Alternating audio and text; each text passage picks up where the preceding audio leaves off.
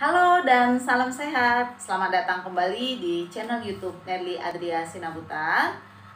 Sebelum kita masuk ke inti pembahasan video, alangkah baiknya jika kalian mengklik tombol like dan subscribe agar tidak ketinggalan ketika saya akan mengupload video-video yang baru. Terima kasih buat kalian yang sudah subscribe. Sekarang mari kita masuk ke inti pembahasan video. Di video berikut saya akan menjawab beberapa pertanyaan yang sering diajukan oleh calon aseptor KB suntik 3 bulanan. Silakan kalian simak video ini sampai selesai ya, jangan sampai tidak loh, nanti ada yang terlewat. Bu Nerly, Iya, saya ingin bertanya beberapa hal seputar suntik 3 bulanan. Apakah Ibu bersedia untuk menjawabnya? oh saya bersedia, silakan.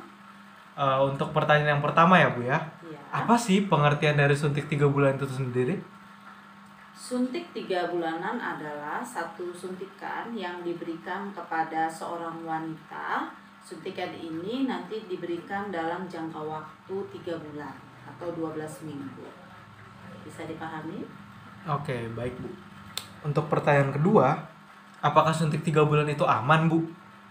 Suntik 3 bulan. Nah, sebagian besar sih ibu yang memakai suntik KB 3 bulanan itu aman ya. Nah, jadi dia ada beberapa saja sih yang harus diperhatikan sih sebenarnya dalam suntik KB 3 bulanan. Biasanya suntik KB 3 bulanan ini tidak boleh jika seorang ibu menyusui kurang dari 6 minggu. Kedua, seorang ibu yang memiliki tekanan darah tinggi. Kemudian ya kalau ibu tersebut hamil itu tidak aman buat seorang ibu. Nah, kalau kita mungkin kemungkinan hamil, kita harus melakukan tes kehamilan dulu seperti itu. Oke, baik Bu. Kalau udah suntik 3 bulanan gitu Bu, masih bisa mens atau enggak sih Bu? Oh, nah kalau yang berbicara tentang mens ya, ini berarti pertanyaannya mungkin apakah suntik 3 bulanan ini akan mempengaruhi ya atau mengubah mens gitu mungkin ya?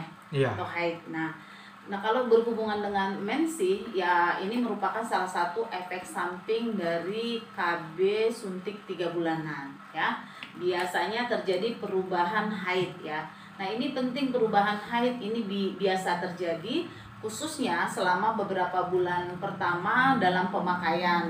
Di sini bisa dilihat haid tidak teratur, kadang-kadang terjadi flek, atau kadang-kadang bisa terjadi juga tidak terdapat haid, atau kalau bahasa medis ini biasanya disebut dengan amenore. Hal ini sering terjadi setelah beberapa bulan pemakaian.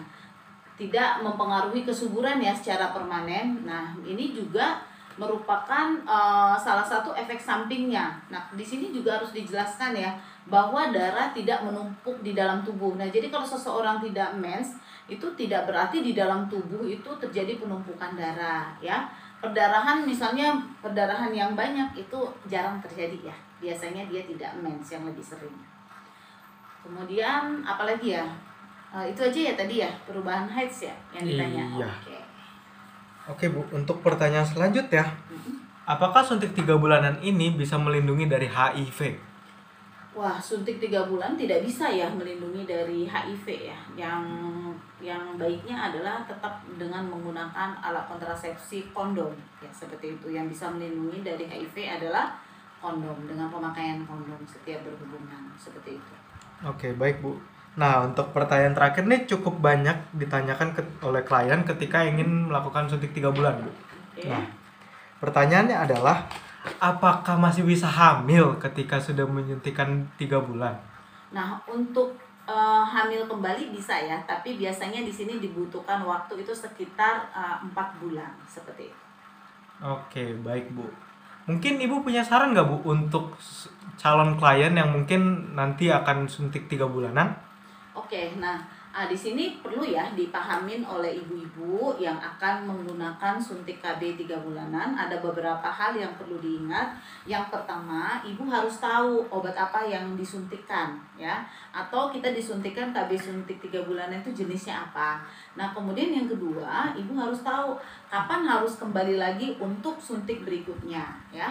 Yang ketiga, di sini juga Ibu harus tahu atau ditanyakan kepada petugas kesehatan sebelum Ibu mendapatkan suntik 3 bulanan ini, yaitu efek samping umum. Apa sih efek samping dari penyuntikan KB suntik 3 bulanan?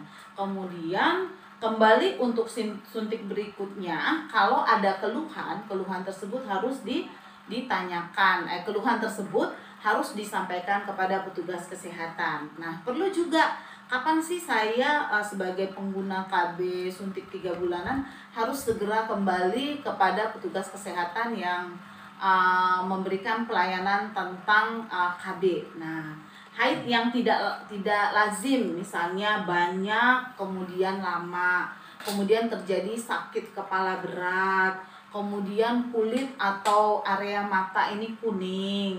Kemudian selanjutnya adalah mengalami gangguan kesehatan yang serius ya.